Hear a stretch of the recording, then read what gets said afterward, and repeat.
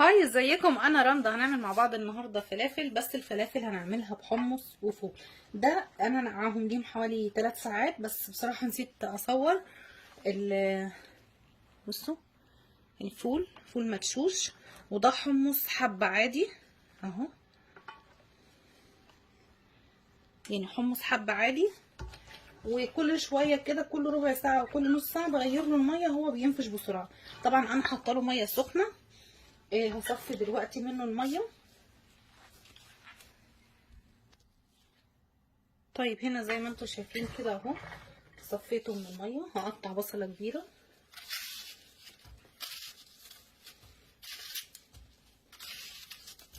انا هفرمه في الكبه او في الخلاط اللي عندي. في كذا شفره فهينفعني. هحط حبه خضره،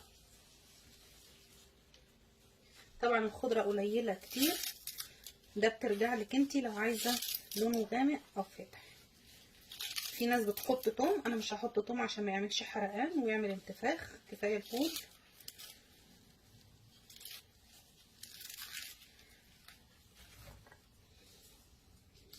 اقطع بس حبه تاني. طبعا الخضره انا بغسلها وبصفيها، وبعد كده بعد ما بتتصفى لو عندي خضره زياده بحطها، بلفها في منديل مطبخ واحطها في التلاجة. بتقعد معايا بالعشر ايام الاسبوع كأني لسه مشترياها. طبعا بنقيها، الورقه البايظه بطلعها علشان ما تفسدليش جميع الورق.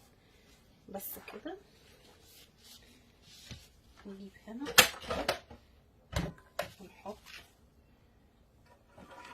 شويه خضره، حبه بصل كده،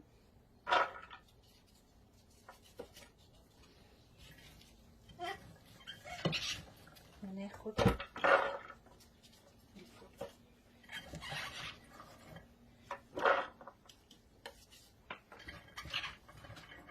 طبعا كل ما يكون ناعم بيكون افضل، بس مش ناعم اللي هو توصل لمرحله العصير.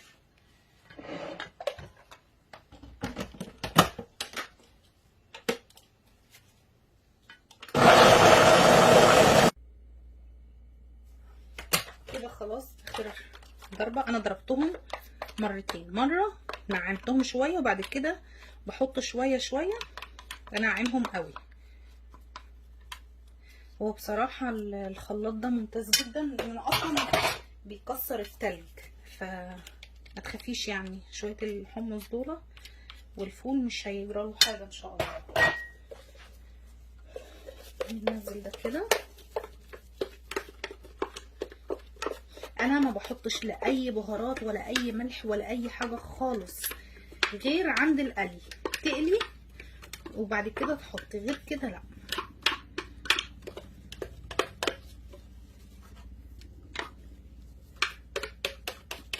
عشان البهارات تفضل ريحتها حلوه، لان انتي ممكن تخليه معاكي شهر في التلاجة، ممكن اكتر.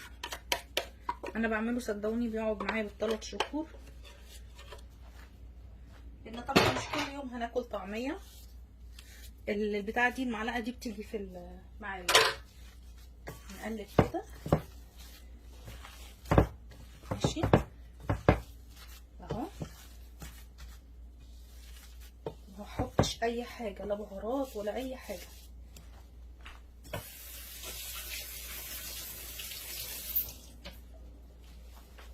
ده اكياس بلاستيك. هجيب بقى الحجم اللي انا عايزاه، افتح واعبي الكميه اللي انا عايزاها،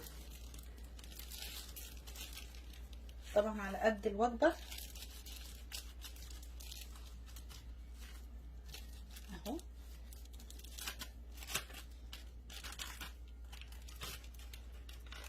اقفله، بس اهم حاجه في القفل كده اطلع الهواء منه. بصوا اهو، اطبطبه كده، احطه في التلاجة. هعبي واحد تاني معاكم بعد كده، اعبي الكميه واوريكم الشكل النهائي ليها.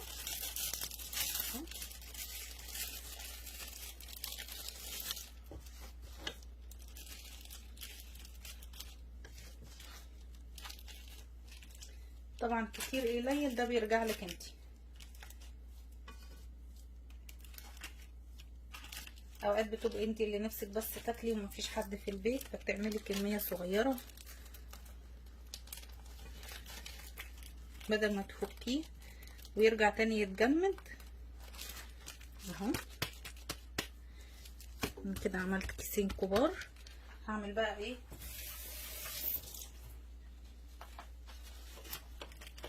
احط حبة مثلا ايه، واحد عايز يفطر لوحده او مع حد فهياخد كمية صغيرة.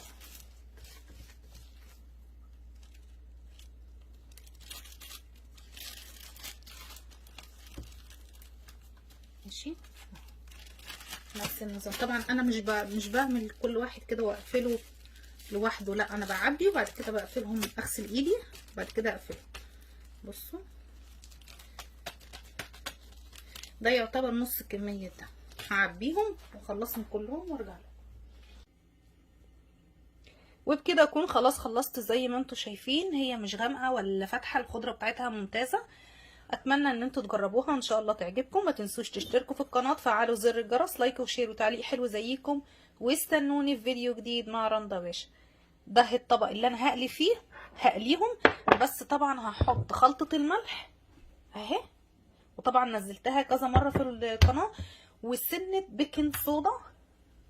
انا قفلت الفيديو بس ايه، كنت عايزه اقول لكم سنه بيكنج صودا صغيره لو انت عايزاها هشه، بس هي اوريدي فيها حمص فهي هتنفش معاكي. ما تنسوش بقى تشتركوا في القناه وتفعلوا زر الجرس، ومستنيه تعليقاتكم الحلوه اللي بتشجعني، وشكرا ليكم.